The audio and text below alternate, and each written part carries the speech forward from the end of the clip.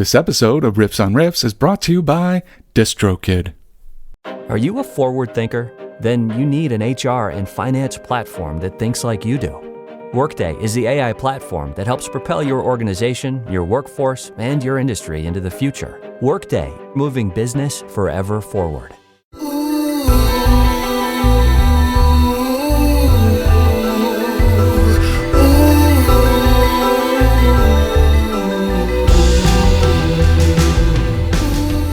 Well, hello, and welcome to Riffs on Riffs, where, Toby, usually I come in with some really bad attempt at being witty, and I got nothing. Because today's song hit me. I mean, it's hard. There's a lot of power in this song, a lot of feels in this song, and I actually think it would be grossly inappropriate to come in with some comedy. So I'm not gonna.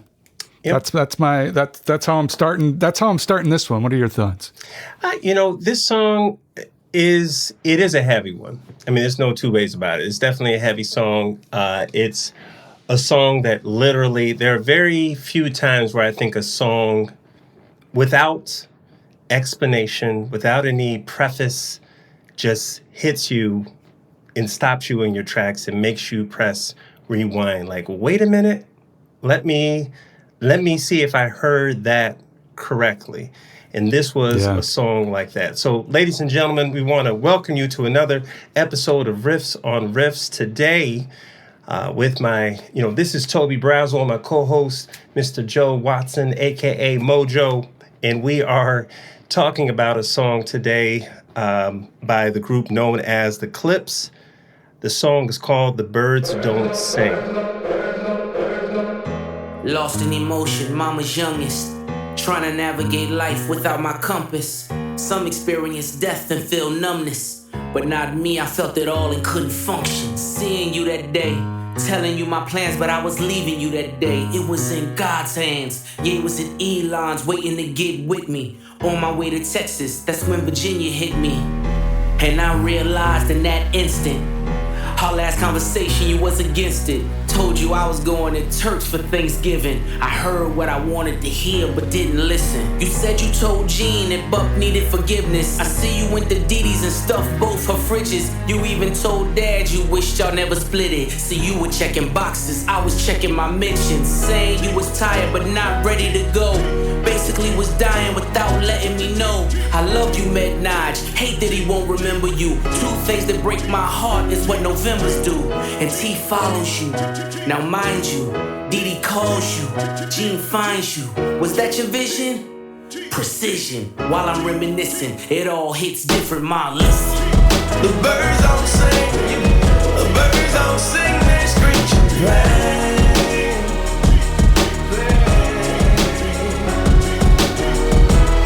The birds don't sing. The birds don't sing. They screech. Rain.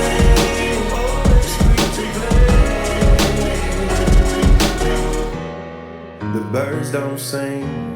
The birds don't sing. They screech. Now, I want to preface this by saying normally we are looking after singles that are on the charts, right? Singles that are on the charts. But one thing that we've done lately is pick a song that we think should be on the charts. And might be on the charts real soon. Or might be on the charts real soon. And we've been fortunate to be able to do that with a couple of tracks in the past. I think this song will absolutely be one of those songs, in my opinion. So this song's going to win a Grammy, Tobe. You heard it here first. It should. Probably not here first, but it should win a Grammy. From production to all the things, obviously the lyrical content. So, all right, well, let's get into it. I feel like Clipse is, well, let's do a little level setting, right? So Clipse is a couple of brothers out of Virginia. Mm-hmm. Terrence and Jean Thornton, better known as Pusha T and Malice, or No Malice, depending on which era you encounter them. Right. And but I got to tell you, these cats were not on my radar back in the day, because it was right around the time that they blew up that I kind of got out of listening to hip hop on a regular basis. Right. It was just after that kind of golden era, and I would catch things time to time, like the big artists and whatever, but. Not that these cats weren't, but I wasn't as invested in the scene at this time. So I'm gonna kind of, I know you were probably at this time still living, performing on a regular basis and all of that. So like, what was your initial thoughts when they broke out and all of that? So they came out in 99. And yes, I was still very much so performing. And I think with them, they had a couple things working for them and a couple things working against them to me. All right, a couple things working for them and a couple things working against them. Let's talk about the things that are working against them. All right, let's talk about it. A lot of their subject matter has to do with drugs, flat out. It's just drugs, cocaine. Coke rap. Yep, right? That's it. Yeah. And they're the kings of coke rap. Right. And so if you're not into that, didn't want to hear that for every song or most of the songs, and this probably wasn't the music for you, right? Yeah. They weren't the type to be jumping all over the stage and, that kind of stuff. That wasn't them either. So those are, they'll stand in place relatively, they'll do some movements, but that's their thing. That's what they do. So those are the things I would say kind of quote unquote work against them. Here are the things that work against them, or work for them, I should say. They're really good. I mean, no, they're really, listen, like they're not just good drug rappers, they're just good rappers. Like they're good MCs. Like if someone told me that Pusha T was in their top 10 or their top 20, I totally get it. And I will also say that Malice has the more memorable lines for a lot of people. A lot of people say that Malice has the lines. Pusha has a great response to this, right? People saying that Malice is the better MC and all that. And he's like, say my brother's better, big deal. Second fiddle to my own gene pool, which is a great turn right there. We laugh about it. That's cool. I'm at the top and he better. If you think about it, we rule. So it's just this idea that, okay, so we're still the top two. My brother's better. Okay. Like, fine. So be it. I'm good with that, which I think is great. That's some solid brother move right there. Agreed. So when I did my research on this, okay, I want to go back and correct one thing. So it looks like they had an album that came out in 99, but the album that I first heard them on was the one that features grinding was 2002. Okay, so in 99, there's no way in hell that I probably would have paid attention to anything else because than what I was listening to. But you're talking about the Slim Shady LP in 99, Black on Both Sides by Mos Def. You're talking Internal Affairs by Pharrell, I Am by Nas, A Prince Among Thieves by Prince Paul, Sound Bombing Part 2. I mean, the list goes on and on. And I know that Big Pun's in there somewhere. Jizza had an album Beneath the Surface. I mean, there's just too much coming out to me during that time. So yeah, I wasn't paying attention to anything but and that's, we didn't even mention the Roots album, Things Fall Apart, which is a classic. So yeah, I wasn't paying attention to anything. I was just straight underground at that time. Yeah. So, but I would say in 2002, yeah, they definitely caught my ear. And I was going to talk about the things that work for them, I should say. We already talked about the fact that they're really, really good. The fact that they're talented, that's usually a good starting point. Well, they're true poets. They are like true poets. Like they're cats that I think I could listen to without any music. Like I don't need music, and that would still be entertaining. Well, good news. Pharrell didn't do a whole lot for this album. well, and that was the thing I was going to say. As far as the other thing working for them is that Pharrell does attract a lot of attention. He's going to get eyes and ears on any project that he touches. Now, I will say this also. I know that you're not crazy about the musicality on this album. I have a feeling you're not crazy about the musicality on this album. But I will say that they are very specific about what music they wanted to rhyme to. They are not looking for the stuff that other people would rhyme to. It's like, nope, we know exactly what a Clipse song should sound like, and they stay in that lane. They subscribe to it. There is no stop no stop button, no unsubscribe button. That's it. That's it. That's all. And either works for you, it doesn't work for you. All right, well, let's talk about the musicality in this album, because believe it or not, I actually really dig it. Yeah. There's parts of it I don't like at all, but I'm okay with the stylistic choices being made. Here's a couple things I think are interesting. The beat is the beat. There is very little. Typically, I think we talked about this in our last episode. A bass line is what gets you moving, right? It gets you kind of feeling a song. There is very little bass lines in these tracks.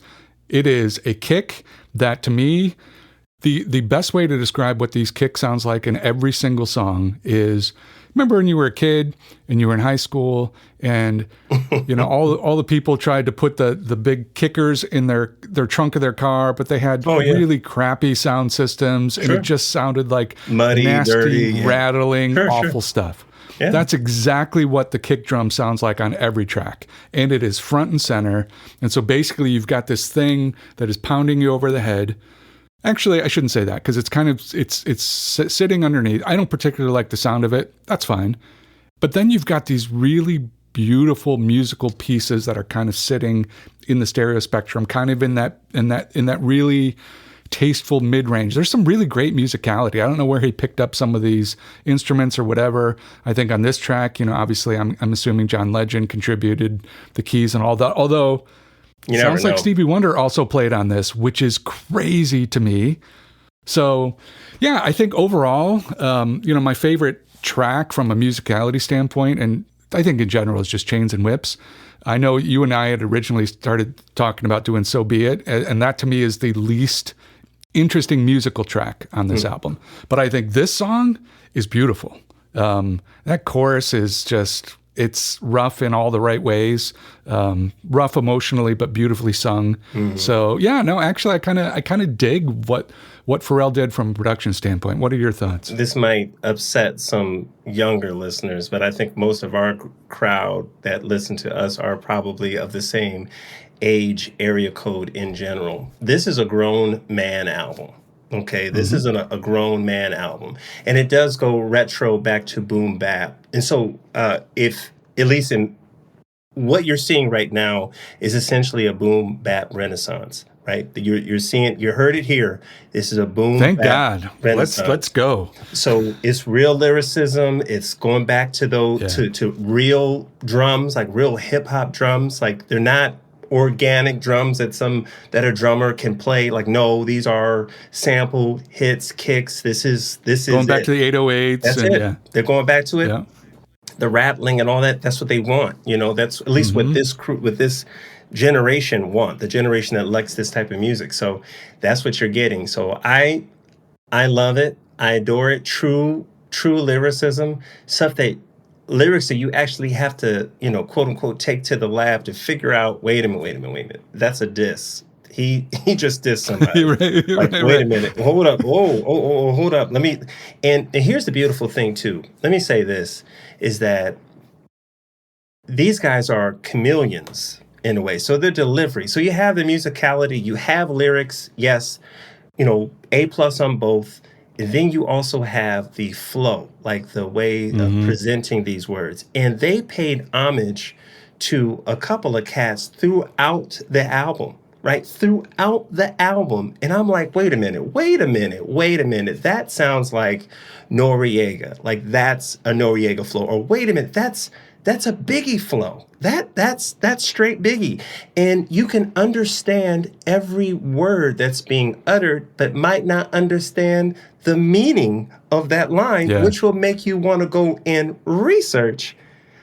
But here's the thing, though. This is probably, I was watching someone say that their rollout for this was masterclass level, because by the time there had been so much hype built up and very organically that, like, when it came out, everybody was talking about it. Everybody had to listen to it. And then they went on this tour of interviews, and they're still interviewing with cats right now. And they will tell you what the lines mean. So it's like,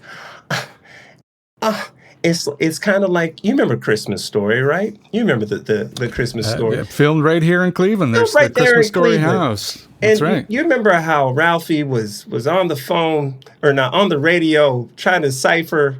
Yeah. Drink your Ovaltine. What? Drink you mother. Are you kidding? Yeah.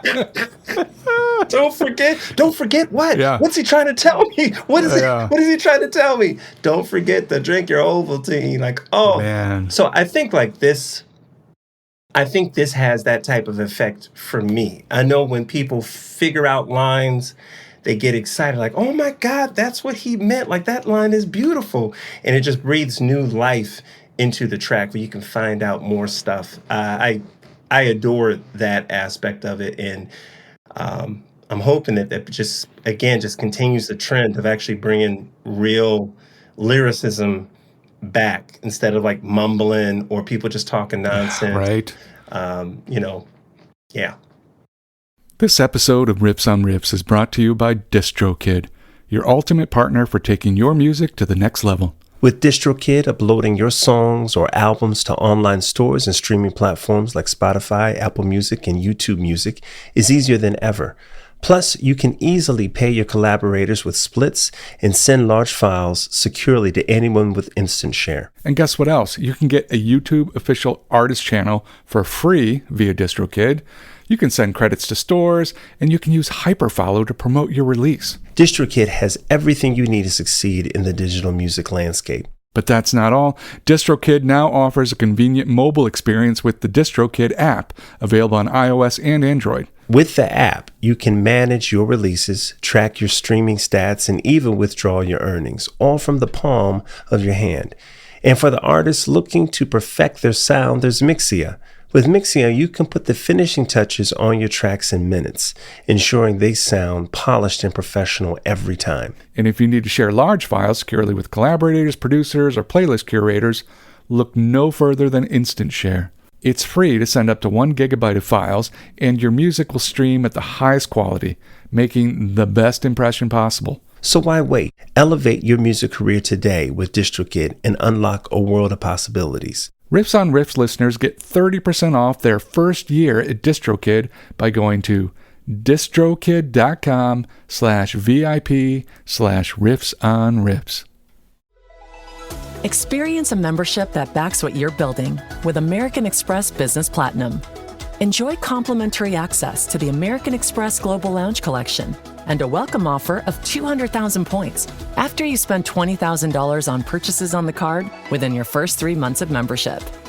American Express Business Platinum. There's nothing like it. Terms apply. Learn more at americanexpress.com/business-platinum. Well, let's get into, you mentioned the lyrics, right? So this song is just, this song is rough from a subject matter standpoint because it's basically a song about both of their parents passing away. Mm-hmm. And, Pusha takes the first verse and he's talking about his mom, and then Malice takes the second verse and is talking about his dad. But you can feel the emotion in every line. And then John Legend comes in with that chorus, backed by the Voices of Fire, and it just gets you. And even some of those choices, like the way, first of all, that line, which I didn't realize was a direct kind of quote from Werner Herzog from a movie called Burden of Dreams. The birds don't sing, they screech in pain.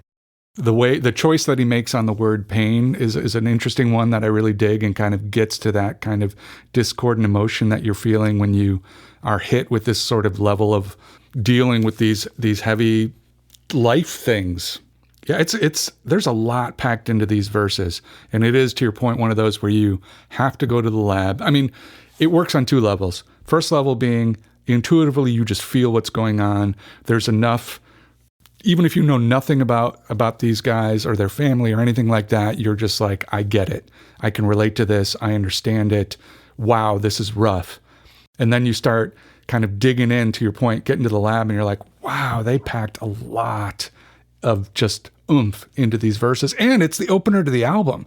So they're just coming in and saying, here you go. Here's all this vulnerability. Have at it, which I mean, to your point, that's a grown man thing right there. Yeah. And they're not, that was the thing, that's the thing that really stood out to me is like at this age, because Malice is 50 or 52. Like he's 50, like he's 53, I think they said. Yeah. So he's in the 50s. So he's there and non-apologetic, dude, proud of his age. Like it is what it is. Yes, I'm that age and I'm rhyming and it's good. Deal with it, which I love. Not trying to be young, right? Not just being himself, but being also strong enough to be vulnerable. And we've talked a lot about this show, about the songs that really resonate, especially for both of us being men of a certain age, the vulnerability is strong. And this was one song, like, it definitely got me choked up. I know I listened to it 3 or 4 times. I had to stop in the middle of my routine and like, wait a minute, let me hear that again. I texted my boy Brandon and I was like, yo, this first song is a problem. Like this is like, I don't know he said, dude, I listened to it 5 times. And I was like, me too. Like I can't. And then I texted my other guy. He's like, man, I sent the song to him. Like, there's some of those songs like, let me send this to you. Yeah. You're just like, here, just go here. Just listen to it. I'm not going to say anything. Just listen to it. He texted me back like a tearful emoji. Man, this damn song, damn you for starting my day off like this. Yes. I'm like, yeah, dude. Did you send it to your brother? No, or was that just no? I didn't send it to him. Somebody, Brandon had already talked to him about it. It's like I said, I think it hits everybody a little. It might hit people a little bit differently, but for me, it was definitely like I can see them being brothers, right? Like I can see it, the way that they talk and the way that they perform on stage. Like maybe I knew it before, but I didn't really know it, or maybe I forgot, whatever the case is. But them being brothers, having this, sharing, the same household, same parents, right? Talking about their, one talking about the mother and the other one talking about the father and the relationship there, that dynamic, even just the first words that Pusha says, like lost in emotion, mama's youngest, trying to navigate life without my compass. It's just like, oh man. There's something about the youngest child and a mom's, relationship with the youngest. There's just something there. And then I would say the same thing with the oldest.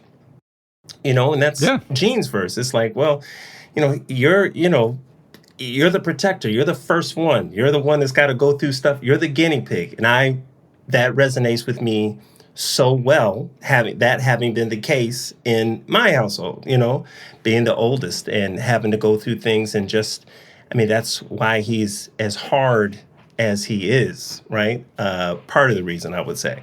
So, well, I've got the lyrics pulled up in front of me, and literally I was just reading this, and I've heard the song multiple times, I've read the lyrics multiple times, and I still just got goosebumps. Malice's verse, "You told me you loved me," was all in your tone. "I love my 2 sons" was the code to your phone. Mm-hmm. And he's actually on Genius.com, and he's got his own citation from 18 days ago saying, while rummaging through our dad's paperwork, all of his passwords to various things was, "I love my 2 sons," in various forms. Look, man, if that doesn't just... And let me talk about it on another level here for a second. Obviously, it hits us both. Both of us are fathers, right? So both of us, I think it hits you in that regard. You want to do a good job. We know that, no one can be perfect, but you want to do a good job. You want to know your kids are... you want your kids to know that they're loved and that you can do everything you can. And when he says in here, like... you live for our fishing trips. Damn, I had a dad. Like, damn, I had a dad. Mine taught discipline. Mine taught structure. Mine didn't mind when he had to pull a double. Mine worked overtime, smiled through the struggle. Like whatever he had to do for his kids, and that hit really, really hard because it reminded me of. Just reminded me of my household. It reminded me of like all the sacrifices that my parents have made for my family. And it really hit specifically hard this past weekend because I just got back from a funeral for one of my uncles. And, Here's what I can say about it. Because a lot of people were asking, "Hey, man, how did the funeral go? I'm so sorry to hear about that." It was the, and this is going to sound crazy. It was the best funeral that I've ever been to. No, I get that. It's the best funeral I've ever been to. I've never been to a funeral that I've laughed that much. And it was tearful. It was like tears, yes, sorrowful tears, tears of missing someone terribly, and there were so many just, testimonials about how great this person was, and the kind of fun they used to have, and the laughing and all the laughs they used to share. And that part, it gave us enough strength to kind of carry on and just say, okay, it feels like everybody got a chance to say their goodbyes. And when he died in peace. And that, you can't ask for Isn't that how we all want to go, right? Like, that's awesome. I mean, if a funeral can be awesome, it sounds like that one was. So that's... Mm-hmm. Yeah, so and the question, obviously, it's a personal question, Joe. So if you don't feel like answering, you don't have to. But I know that, this one made me think of my household. I mean, did it make you think of your household? And I know we've had conversations. Your household was different than mine. So it was different. Let's put it that way. Yeah, I mean, I think it's interesting because my experience was very different. But it's a song like this still resonates maybe in different ways. So, and I've mentioned this on the show, but actually both my parents have passed. Malice talks about how he was the one who found both of his parents. Mm-hmm. In fact, it sounds like that was, I think he talks about it in his verse about how it's even sound like that was kind of premeditated, that they wanted him to find them because he's the older brother and he would handle it better. And he's talked in interviews about how, that really cemented kind of his faith and things that, I don't know. So it was, again, not a good experience, but something that he felt very capable of handling. Mm-hmm. So similarly, I was there for when both of my parents passed, probably, I'm trying to think of the years difference, about 5 years apart. Mm-hmm. And what I will say is that the feeling for both of them was the same. So my mother was very mentally ill and incredibly abusive. My father was codependent and, not a good father. And what happens in those moments when they pass is for me, there's that like moment of, well, wait a minute. There's nothing, there's no, I think up until that moment, there's this sense of there's still an opportunity for some dramatic, miraculous thing to happen. Maybe on a deathbed, you get some sort of closure, you get whatever. And the finality of recognizing in that moment of like, oh, they just passed over. That's kind of what hits you, is this idea of, well, there's nothing to do now at this point. I can't relate specifically to, because I mean, if I'm being honest, I don't think about my parents, which sounds terrible, but it is what it is. Sure. And so I don't have a longing for a specific relationship or for, fishing trips missed or anything like that. But I think everyone, no matter what they've been through, can relate to this idea of what parents represent and what they can be or what they should be, and whether you've experienced that or not. We all have access to kind of being impacted by that, by having a longing for that, missing that, whether it's the real thing or it's an idea. Mm-hmm. And so I think that's how a song like this can really kind of hit all of us. Like, I felt this. Mm-hmm. And it's not like I'm sitting around going, oh, I have these wonderful memories to relate back to, but I can relate to this in whatever way, because the emotion is so real and so raw that you can't help but feel it. Yeah. I mean, it's. I think that's the sign, and we talked about this. That's the sign of a really good writer, right? Someone that can, I don't know, being a man, I don't know what it is to be a woman, but if a woman can write a song to make me, step into her world a little bit and get Absolutely. me to feel that. That is just fantastic writing. That's great storytelling. That's what we're here for. That is part of what art is for, to take you from where you're at and put you in the shoes of the individual that we're talking about. Here's something else that I think happens with really great art. I can't access specific emotions around my parents. But what a song like this helps me do is feel emotion adjacent to that topic. I don't know that I've consciously thought about I'm processing things or whatever. It doesn't work that way, but it allows me to get into a space where I can have feelings around this. I can maybe access emotion that I wouldn't be able to otherwise.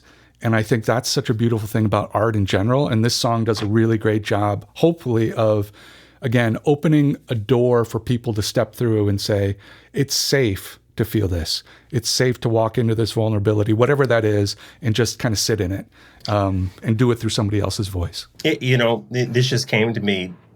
To me, good songwriting like this is very similar to like a virtual instrument. You don't actually have the hardware there. You don't have the actual keyboard, but you've got this plugin that if you can just connect to the internet and you can get access and type in your password, you can have the virtual version of this instrument and do with it what you will. And, so yeah, that's not you that got hurt. It's not you whose parents they were talking about. But through this song, you can virtually feel what this artist was talking about. And again, it's a beautiful thing. There are several times, man, I just got emotional just listening to it, just in preparation for this. Was you listen to it 3, 4, 5 times. Just make sure you get your thoughts together. And they're just lines that just stick out. When he's talking about just how he starts his the second verse. Your car was in the driveway. I knew you were home by the third knock. A chill ran through my bones. Yeah, the way you missed right? mama, I guess I should have known. Whoo! Then he said, chivalry. Ain't dead. You ain't let her go alone. Come on now. Ugh. Come on now. Come on now. I just feel that was just just beautifully set up. And like from that first part, from the first lines, all the way to the last line, right? Where he talks about love my 2 sons. And that's the... Yeah. Oh, and here's another level. Let me talk about another level why this song is important, why this song really resonates with me. All right. Because I think there is this stereotypical narrative around Black men not being good fathers to their children. And, I feel like this generation, the people that actually have a voice and the Black males that are, being good dads are like speaking up like, wait a minute. Like, I had a good dad and I am a good dad. And, regardless if you're in a household or not, that doesn't, being a good dad is, there are plenty of fathers that are in the home that are not good dads. There are plenty of dads that are outside of the home that aren't good fathers. Okay. So, I like that part a lot too. So outside of the gun talk, outside of the drug talk, that we can have a song like this on this album. That's the way you started off. If that's the only song you listen to on this album, ladies and gentlemen, mission accomplished. Mission accomplished. That line, he's talking about his dad. Mine made sure he had every base covered. So imagine his pain finding base in the cupboard, right? Woo. So, yeah. So it's like good dads, and these kids still got hooked up into running the drug life and all of that, So they're talking, saying, we had great parents. Our choices were our choices. And, and I think to your point, there's so much that gets, stereotyped within the community that it's like, yeah, but what's the reality of these situations? How much of it is? And you can also feel kind of the parents' heartbreak in this song too. Oh, for sure. So to your point, we are dads, and we're real good dads. We're freaking great dads. But yet our kids are going to screw up. Like that's what every human does. They're going to disappoint us the same way we've disappointed people in our lives, right? And to your point about grown man music is we can look at this from both sides now. Is we can know what it feels like to be these parents that have passed, and we can know what it feels like to be, these kids who have had whatever figures in your life that have been important and transformative. Man, honestly, I could go through every line on this song and really do really something. But the one part, for people that don't know the history, so we got 2 MCs, Pusha T, Malice. Malice and Pusha T got to a point, I want to say after their, second album or whatever the case is, third album, where Malice decided he felt really guilty about the drug game and wanted to part ways. So said like, look, I'm gonna go into talking about, religion. So he found God. Kind of went on a spiritual journey. Yeah. Right. And did that. And so still rapped, but just rapped about God. Then just quit rapping altogether, like just took a break. And so this album represents a lot of stuff. I mean, and in the song here, it talks about, hey, asking, should I rap again? And he said, you gave me your blessing, the way you spelled it. There's an L in every lesson. You owe it to the world. Let your mess become the message. Let your mess become the an L in every. Come on, man. I mean, there are layers. There are layers of depth. And like you said, we have all these, our hopes and dreams placed upon our kids, right? A lot of parents live through their kids, vicariously, right? So when they mess up, it hurts. It hurts. Like, oh, you're not going to do this. Oh my God. Oh, yeah. Right. And, the kids really want their parents' blessing one way or another. They want their parents' blessing. They want It doesn't matter how bad they are, how bad those parents are. There's still always that piece of you that's like, well, wait a minute. Can I just get, right. I want that. And when he gave his son the permission to get on the mic again and like, man, do it. Be happy. Do that. You owe it to the world. That's your art. Let your art shine, man. Just took it to another layer. It just took it to another level, and I love that. One of my favorite lines on this album that I think gets to kind of, Malice's journey is, I think something like, I carry my peace like Mahatma, right? So he spells peace like a gun, like a piece, but then turns it into like a Gandhi reference, right? And so it's just, to me, that is such a subtle but beautiful way of being like, yeah, this is kind of alluding to my whole life journey. And there's so much of that that's just baked into this entire album. I mean, like I said, Chains and Whips is one of my favorites on this. Kendrick verse, which got them basically kicked off of Def Jam or walking away from Def Jam and going over to Jay-Z's label. This isn't, explain this to me, Toby, because I get it. We got rap beefs, obviously Drake, Kendrick, huge thing, right? And so Def Jam says, hey, we really dig this album, but on this track with Kendrick, you need to either change his verse or take him off or whatever. And of course they're like, no, that's insane. And all of this blew up to the point where they're like, hey, we're going to buy our... it was complicated because Pusha also as a solo artist is on Def Jam. And so they can't just walk away. So they ended up just walking completely away from Def Jam and saying, we've got this amazing album finished. I don't know. I just feel like what a dumb thing, period. From a Def Jam standpoint, I don't get it. It's a complicated issue. I can see it from both ends to a certain extent because here you have give me the other side. Yeah, well here you have Drake. Drake is suing everybody, right? Drake is suing for liability, right? Which is laughable because you've said plenty of things in the past about other people and no one has sued you because we look at this as being an art form. And so it's not part of the game. It's the whole point. This would be like a WWE wrestler suing another WWE wrestler, right? Like, dude, that's for what went on in the ring that was fake. For what was said on Tuesday's show on air. Like, what are we talking about? Your name is not even Roddy Rod Piper. What are we talking about? Like, that's not even your name. Like, that's the kind of stuff we're talking about. But you get enough lawyers. Wait, his first name was not Rowdy? Okay. Are you kidding me? Okay. All right. I'm taking a sip on that. Next thing you're going to tell me, like, Superfly was not his real name. Come on. That wasn't the real Iron Sheik, Toby. I feel like... If his mama named him Snooker, we got other problems, okay? So, period. That's a surname. Well... that could be changed, too.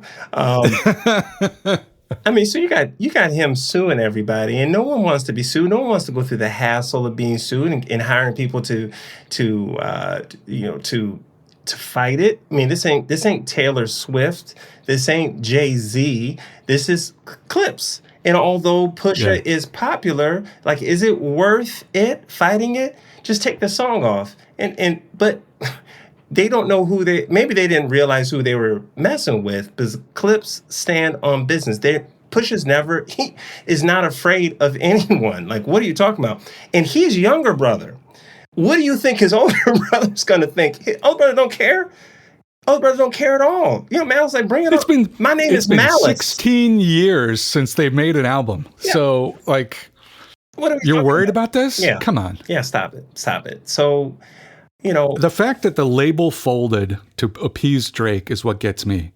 And it's business, dude. It's just business. And, dude, I see it so many times in insurance. All the time. I see it all the time in insurance. Person A makes a claim. Now, the claim could be fraudulent, but just to take that court to court, just to take it to court is $5,000. And this person's only asking for $6,000 when we should probably only just give him $2,000. Man, just pay it. Just get him out of here. And that's what you have. Right. That's what you have. And then there's all the famous stories and not so famous stories of insurance just denying claims on face value because that's what we've been, you know. It's a mess. It's a mess. It's a mess. And the thing that really suffers to me is the art. You know, thank God you have a true artist that actually is very well paid, has the money, like Jay-Z, to be able to say, hey, I recognize true art, dude. Come on over here. We're not afraid of that.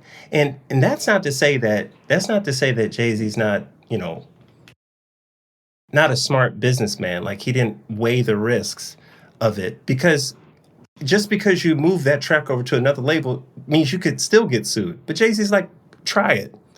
You know, essentially try it and see what happens then. See what happens at that point. And they didn't. And there you go.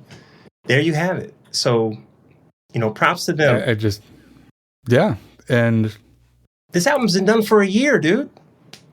This album's been done for a year. Yeah. And to your point, I think that's what gave them the time to roll it out the way they did. You know, this artist who I wasn't really familiar with. I guess I've seen his work, this Cause, that, you know, did the artwork for the cover.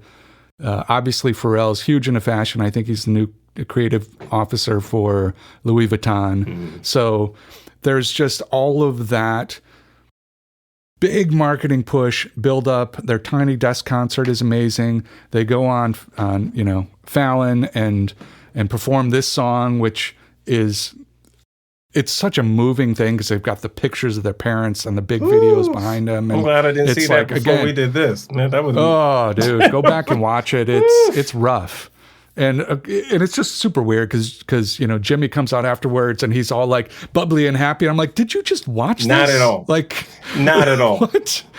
Not at all. Jimmy, sit down. Like, I'd be walking out like a zombie. Like, thanks guys, that's a lot. You know, like it. Yeah. Anyway, so go check that out. But yeah, I mean, I have to imagine labels were falling over themselves to sign these guys because it's like, wait a minute, it's been 16 years, long awaited. It's an amazing album. Yeah, we're going to get sued, but I mean, come on, the publicity for that alone is maybe worth it. I don't know. I don't know if they were or not. I think, you know, a lot of labels are interested in the bottom line. And now this one just happens. All labels are interested in the bottom line. And that's true. And I just, you know, I think sometimes true talent, you know, with you know, true talent minus a gimmick or a shtick is going to, you know, these guys should be known more than a Jim Jones. Like Jim Jones shouldn't even be mentioned. Why did you bring up that reference, Toby? I'm just saying, like, Jim Jones, the MC, the rapper, should never be in this this conversation. I mean, it should not be in the same conversation. This Is that why he's going around talking about Pusha all the time? Is that why? Dude, stop, please. I mean, it's just it's stuff like that. It's just like I feel like these guys are like the real deal. These aren't pretty boys, right? These aren't guys that they just picked. Hey, let's write our rhymes for you because you are a good looking dude. You're a good looking cat. That alone is going to bring people. Like, no, that's not what happened here. That's not what happened. This is them. Here's the other thing I will say. The thing that is magnetic about them, and you sense it you see it on the Tiny Desk concert, and you will see it whenever they start, rhyming like for you. If they're rhyming on the camera, you'll see it. But there's nothing quite like an artist that gets in a vein where they just are taken by the lyrics and they just believe it and you're sucked in. And I saw them perform live in Chicago years back, probably around 02, 03.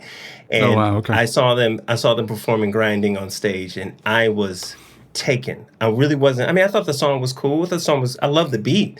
But man, the way that they performed and carried themselves, I was like, oh my God, like they feel this. Like it's not mosh pit music, but I can see moshing happening to that because it's just like you feel it. The closest thing I can say to it, now like I said, there's a couple people that can tap into this.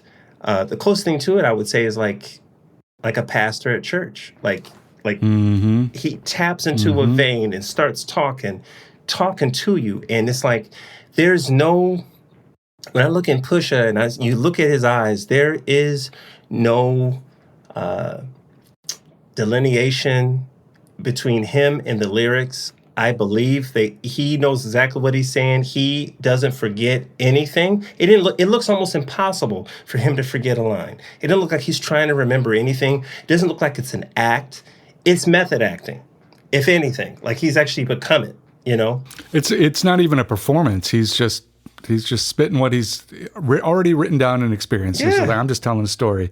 And if you watch him perform, I think in being on that Tiny Desk, you can see him when one of them's rhyming, the other one's mouthing the words right along with him. So it's like they don't even just know their own stuff. They have embodied these songs. And can I also say this? That they also give me a sober confidence type vibe. They give me that vibe.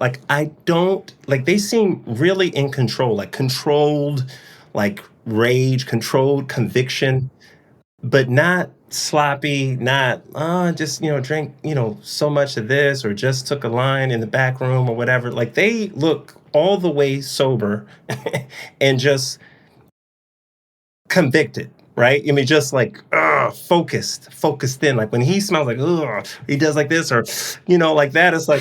I wish the audience could see your face right now. We're going to have to release video of this.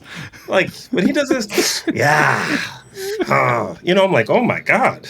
Oh my God. It's great. And it's like. You about to go full Muppet on me, Toby? This is what I'm waiting for. Well, look, when you have, and here's the thing, like Pharrell's beats, like his production, I think the best way that I ever heard it explained is that he's hit or miss.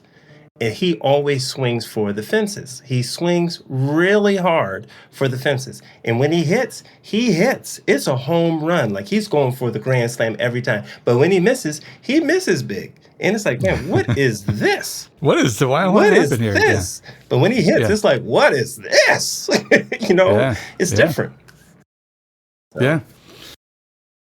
All right, Toby. Well, I feel like we could talk about this honestly for the next 2 hours. We could. But unfortunately, we've got an audience to serve, and they probably don't want 2 more hours. And I got to cook dinner tonight, so yeah, we got to go. Oh, all right. What's on the menu? Well, on the menu tonight, we are cooking salmon tonight. We're cooking salmon tonight. Yeah, we're going. Okay, I'll be over in about 3 hours. 3 hours. Yeah. So keep that grill out. I'll have a plate for you, brother. I have a plate for you. So, but man, all right. Well, to everybody, go check out this album. It's been a while since I've pulled a rap album into my regular rotation. This will be in my regular rotation, the full album. Mm-hmm. It's that good. So yeah, go check it out. Yeah, please do. And please do. And I will say this: there's very few times where I feel moved to buy an album on vinyl. To actually buy the album on vinyl, not Spotify, not Apple Music, on vinyl. And this is one of those cases. Like, I'm buying this album on vinyl, so I have it because I think I want to be on the right side of history for this. I want to be the person that supported good music. And part of the reason is because you can listen to the whole album. Mm-hmm. You're not buying it for one or two singles. It's like you put play, you get through side A, you flip it right over, and you're listening to the whole thing. So, yeah, absolutely. That's a great idea. Yeah. I mean, shoot, we didn't even mention like Ibita or FICO, Inglorious Bastards, POV. Yeah. I mean, and then there's Ace Trump. I mean, look, there's a lot on this album. There's a lot of good we didn't songs. even pick one of the singles. There are two singles out. This isn't one of them, but it's such a powerful track. We didn't want to miss it. So. Good stuff. All right, Tob, get us on up out of here, please. Hey, you know where to find us. We are at riffsonriffs.com. Same thing for Instagram. Same thing for the Facebook. Hey, check us out and keep listening. Huzzah.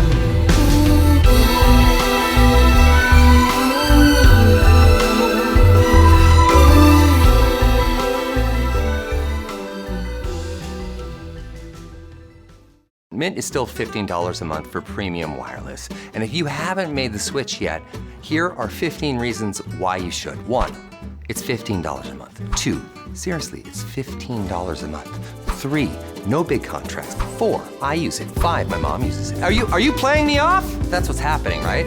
Okay, give it a try at mintmobile.com/switch. Upfront payment of $45 for 3-month plan, $15 per month equivalent required. New customer offer first 3 months only. Then full price plan options available. Taxes and fees extra. See mintmobile.com.